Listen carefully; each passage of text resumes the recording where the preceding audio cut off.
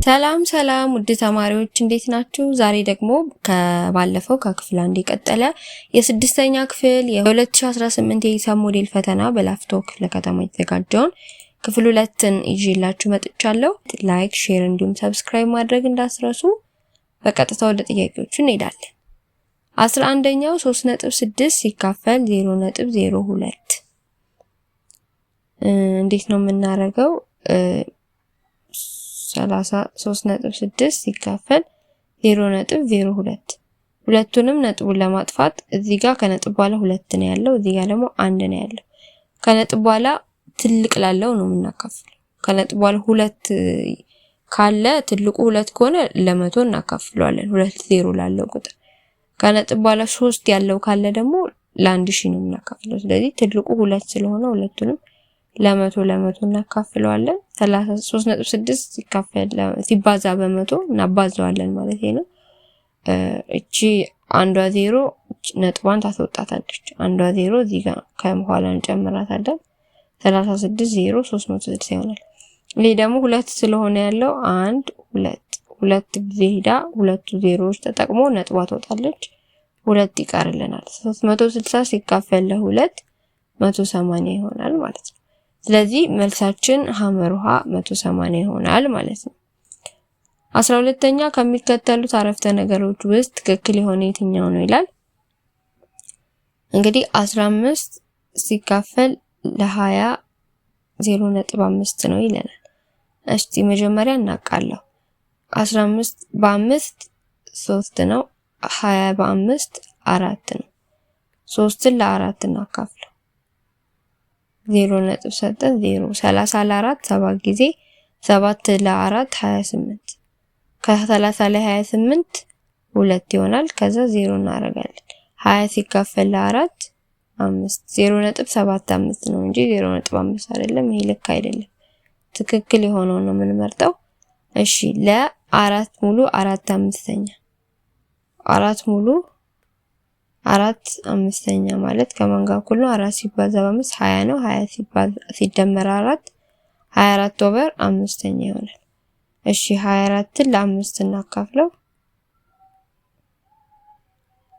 እሺ 24 ለ5 ሲካፈል 4 ጊዜ 4 ሲባዛ በ20 በ5 20 ይሆናል።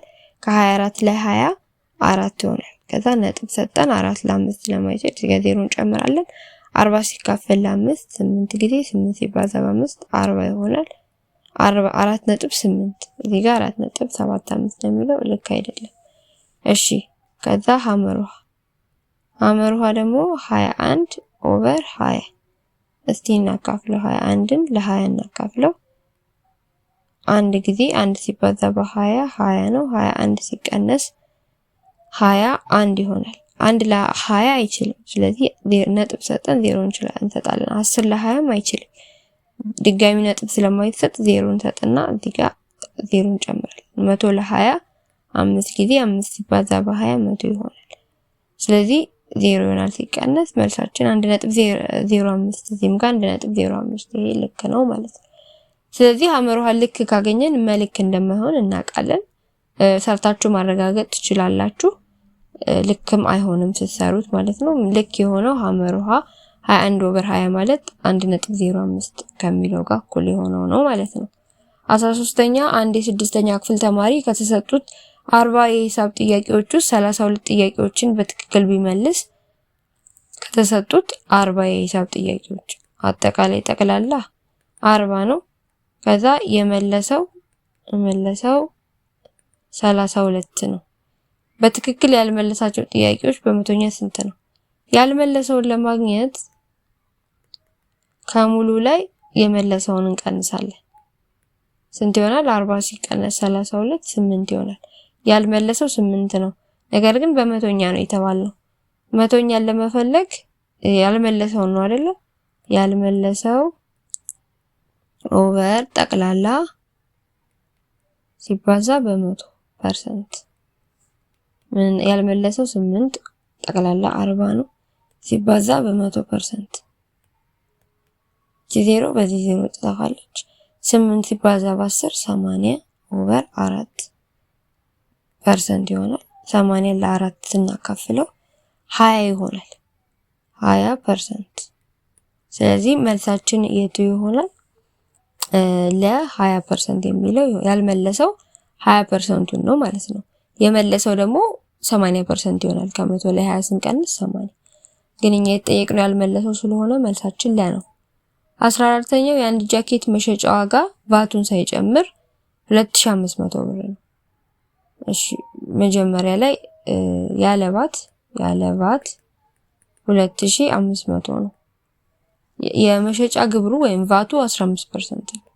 ቫቱ 15% ነው። የምኑ የዚህ ዋጋ 15% ቫቱ ነው።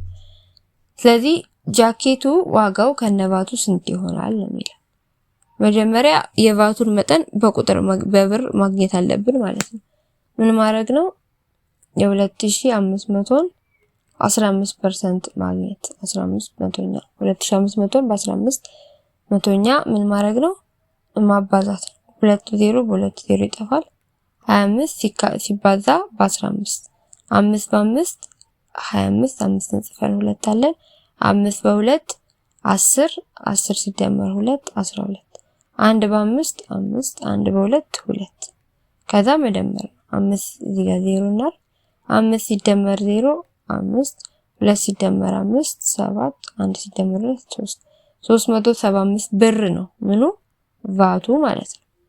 375 ብር ቫቱ ነው። ከዛ በአጠቃላይ የጃኬቱ ዋጋ መጀመሪያ ያለ ቫት 2500 ነው።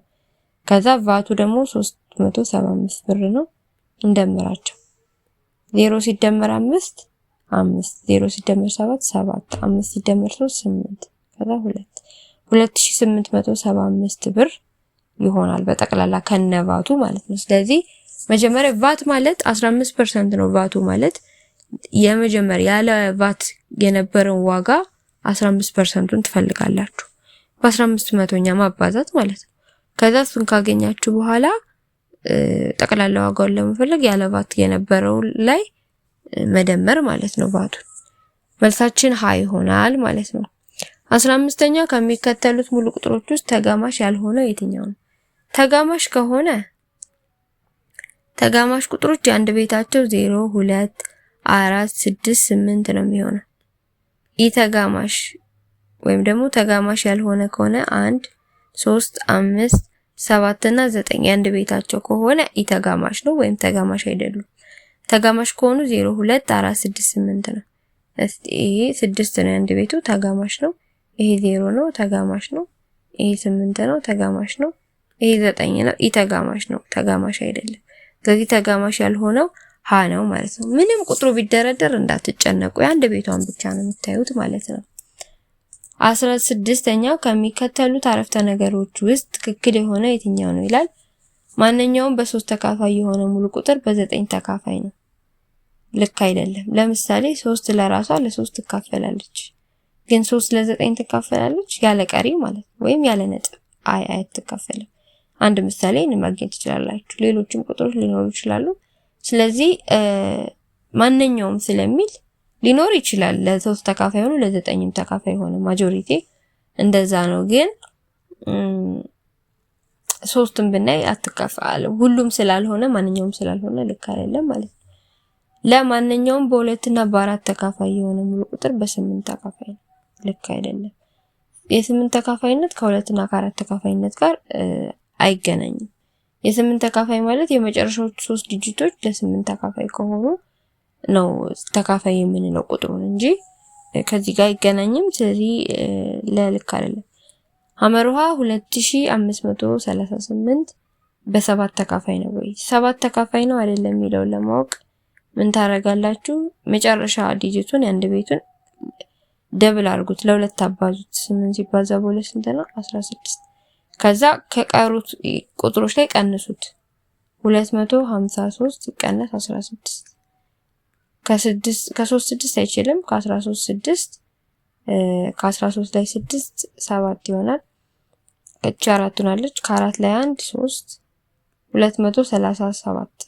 ይሄንንም አናቅም ለ7። አሁንም ድጋሚ እንስራው። 7 ሲባዛ በ2 ስንት ነው? 14። ከዛ ከ23 ሲቀነስ 14 ከ13 ላይ 4 9 ከአንድ የለም። 9 ለ7 ተካፋይ አይደለም። ስለዚህ ይህ ቁጥር ለ7 ተካፋይ አይደለም ማለት ነው።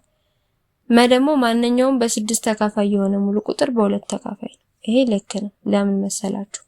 የ6 ተካፋይነትን ስታዩ ቴስት ለማድረግ ማለት ነው። ቁጥሩ ለ2 እና ለ4 ተካፋይ ከሆነ ምንጊዜም ለ6 ተካፋይ ነው። ስለዚህ ለ6 ተካፋይ ነው ማለት ለ2ም ለ4ም ተካፋይ ነው። እዚህ ጋር ምን ይላል? ማንኛውም በ6 ተካፋይ የሆነ ሙሉ ቁጥር በ2 ተካፋይ ነው። ለ6 ተካፈለ ማለት መጀመሪያ ለ2 ተካፍሎ ነው። ስለዚህ ይሄ ልክ ነው። ልክ የሆነው መ ይሆናል ማለት ነው። 17ኛው ከሚከተሉት ውስጥ ብቸኛ ሙሉ ቁጥር የሆነው የቱ ነው ይላል። ብቸኛ ሙሉ ቁጥር የሆነ የትኛው ነው? እሺ መጀመሪያ እስቲ ለ3 ተካፋይ ነው አይደለም የሚለውን ዲጂቱ በመደመር እናረጋግጥ።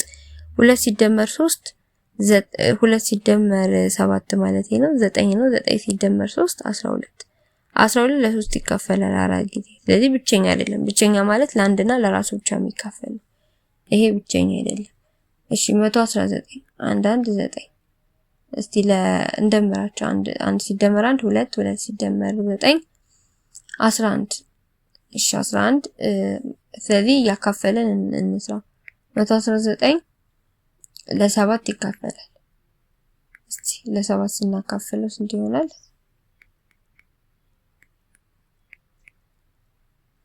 ከ11 እንቁረጥ 1 ጊዜ 7 11 ሲቀነስ 7 4 ከዛ 49 ተወረደች 49 ለ7 7 ጊዜ 7 በ7 49 ስለዚህ 17 ጊዜ ሆኖ ይካፈላል ማለት ነው። 119 በ7 መካፈል ይችላል፣ 17 መካፈል ይችላል በሌላ አባባል። ስለዚህ ብቸኛ አይደለም። አንድ ደግሞ ሲደመሩ 3 ይሆናል። 3 ለ3 1 ጊዜ ለ3 ይካፈላል። ይሄም አይደለም 103 ብቸኛ ነው። እንግዲህ ሁሉም ካልሆኑ 103 ነው ብቸኛው ማለት ነው። ለማንኛውም ቁጥር እያካፈላችሁ ብታዩት 103 አይካፈልም ማለት ነው። ብቸኛው ቁጥር ነው። ለአንድና ለራሱ ብቻ ነው የሚካፈለው። መልሳችን መ ይሆናል ማለት ነው። 18ኛው ከሚከተሉት አረፍተ ነገሮች ውስጥ ትክክል የሆነ የቱ ይሆናል? ማንኛውም ቁጥር የራሱ ብዜት አይሆንም። ይሄ ልክ አይደለም። ለምሳሌ 3 ብትሆን ቁጥሯ 3 ሲባዛ በ1 ስንት ነው? 3 ስለዚህ 3 ለራሷ ብዜት ናት ማለት ነው። በአንድ ስናባዛው ማንኛውም ቁጥር በአንድ ሲባዛ የራሱ ብዜት መሆን ይችላል። ስለዚህ ይሄ ልክ አይደለም። 0 የማንኛውም ሙሉ ቁጥር ብዜት ነው? አዎ። ለማንኛውም ሙሉ ቁጥር ለምሳሌ 3 በ0 ብታባዙ 0 ነው። ብዜት ናት ማለት ነው 0። ስለዚህ ማንኛውም ቁጥር በ0 ሲባዛ 0 ብዜት ይኖረዋል። ስለዚህ ይሄ ልክ ነው። ለባህ ተካፋይ ከሆነ ትጋባቸው የሃና የለ ሀ ይሆናል ይላል። እሺ ለባህ ተካፋይ ከሆነ ለን 9 እናርጋት። ከዛ ሃን ደግሞ 3 9 በ3 ተካፋይ ከሆነ ትጋባቸው 3 ነው የሚለው። ልክ አይደል? ገልብጦታል። ሁለቱ 9 በ3 ተካፋይ ከሆነ የሁለቱ ትጋብ ወይም ትንሹ የጋራ ብዜት 9 ነው የሚሆነው እንጂ 3 አይሆንም። ያ ማለት ለባህ ተካፋይ ከሆነ የሃና የለ ትጋባቸው ለ ነው። ትልቁን ነው የምታረጉት እንጂ ትንሹን አይደለም ማለት ነው። ተካፋዩን ነው እንጂ አካፋዩ አይደለም የሚሆነው። ስለዚህ ልክ አይደለም። የሁለት አንጻራዊ ብቸኛ ቁጥሮች ትጋብ ትንሹ የጋራ ብዜት የራሳቸው ብዜት አይደለም። ሁለቱ ቁጥሮች ብቸኛ ከሆኑ አንጻራዊ ብቸኛ ከሆኑ ወይም የጋራ ብዜት ከሌላቸው የጋራ ብዜታቸውን ለማግኘት ሁለቱን ቁጥሮች ነው የምናባዛው። ለምሳሌ 11 እና 3 ብናይ የሁለቱ የጋራ ብዜት የላቸውም። ሁለቱን አንጻራዊ ብቸኛ ቁጥሮች ናቸው። ስለዚህ የጋራ ብዜት ትጋባቸውን ለማግኘት ሁለቱን እናባዛቸዋለን 33። ስለዚህ ትንሹ የጋራ ብዜታቸው 33 ነው ማለት ነው። የጋራ ብዜታቸውን በማባዛት ነው የምናገኘው። አይደለም የምትል ቃል ስላለች አፍርሶታል። ስለዚህ ልክ አይደለም። መልሳችን ልክ የሆነው ለነው ማለት ነው። 19ኛው የ36 42 እና 54 የጋራ አካፋይ ያልሆነው የቱ ነው? እንግዲህ ተጋማሽ ስለሆኑ 6 2 4 ተጋማሽ ናቸው። ስለዚህ ለሁለት ይካፈላል ማለት ነው። ለሁለት ይካፈላል። እሺ እንደምራቸው ደምረን ደግሞ ለ3 የሚካፈል ከሆነ እና 3 ሲደመር 6 ስንት ነው? 9 9 ለ3 ይካፈላል። 4 ሲደመር 2 6 6 ለ3 ይካፈላል። 5 ሲደመር 4 9 9 ለ3 ይካፈላል። ስለዚህ ሶስቱም ለ3 ይካፈላሉ። ለ2 እና ለ3 ከተካፈሉ ደግሞ ኦብቪየስሊ ለምን ይካፈላሉ? ለ6 ይካፈላሉ። ስለዚህ የጋራ አካፋያቸው ያልሆነው 7 ነው ማለት ነው። 7 ሁሉንም አያካፍልም፣ የጋራ አካፋያቸው አይደለም። ስለዚህ መልሳችን ሀ ይሆናል ማለት ነው። ለዚህ ክፍል ለሁለተኛው ክፍል የመጨረሻው ጥያቄ 20ኛው ነው። በአንድ የስድስተኛ ክፍል ውስጥ 18 ወንድና 24 ሴት ተማሪዎች አሉ። 18 ወንድ እና 24 ደግሞ ሴት ተማሪዎች አሉ። የክፍሉ ኃላፊ መምህራቸው ተማሪዎችን በእያንዳንዱ ቡድን ውስጥ እኩል ወንድና ሴት ተማሪዎችን ሊያደራጁ ቢፈልጉ መምህሩ መመስረት የማይችሉት የቡድን ብዛት የቱ ነው? ያ ማለት የቡድኑ ብዛት የጋራ አካፋያቸው መሆን ይችላል። ለምሳሌ 18ም 24ም ለ2 ይካፈላል። ስለዚህ 18 ለ2 9፣ 24 ለ2 12። ስለዚህ አንዱ ቡድን 9 ወንድ 12 ሴት 9 ወንድ 12 ሴት ያሉት ሁለት ቡድን መፈጠር ይቻላል ማለት ነው። እኩል ወንድ እኩል ሴት ማለት ነው። እሺ ሁለቱም በምን ይካፈላሉ? በ3 ይካፈላሉ አይደለ? ስለዚህ በ3 ስለሚካፈሉ 3 ቡድን ተመሳሳይ ወንድ ተመሳሳይ ሴት ያለበት 3 ቡድን መመስረት ይቻላል። ሁለቱም በስንት ይካፈላሉ? በ6 ይካፈላሉ። ስለዚህ 6 ቡድን ተመሳሳይ እኩል ወንድ እኩል ሴት ብዛት ያለበት መመስረት ይቻላል። ሁለቱም ግን በ4 አይካፈሉም። 24 በ4 ይካፈላል፣ 18 ግን በ4 አይካፈልም። የሴቱ ቁጥር እኩል ቢሆንም የወንዱ ቁጥር እኩል አይሆንም 4 ቡድን ከሆነ ማለት ነው። ስለዚህ እኩል ወንድ እኩል ሴት ለማድረግ 4 ቡድን መሆን አይችልም። መልሳችን ሐመርሃ ይሆናል። የጋራ አካፋያቸው ያልሆነው ነው መልሱ ማለት ነው። እሺ ተማሪዎች በክፍል 2 ይዤላችሁ የመጣሁት ጥያቄዎች እነዚህን ይመስሉ ነበረ።